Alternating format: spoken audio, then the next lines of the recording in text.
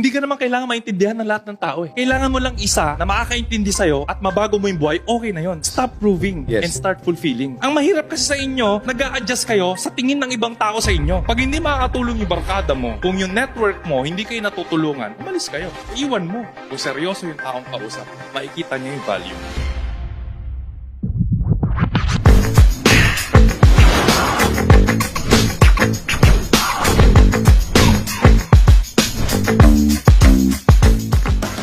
Alright, so good morning, good afternoon, and good evening mga boss. So nandito tayo ulit sa panibagong episode ng RDR Talks. As you can see, ang setup natin talagang pinaganda natin kasi espesyal ang bisita natin ngayon. Isa sa mga social media sensation, isa sa mga pinakamalupit na motivational speaker sa buong Pilipinas, walang iba kundi si Boss Rendon Labador. Welcome, boss! Salamat brother, salamat sa invite. Hopefully makapagbigay ako ng value sa mga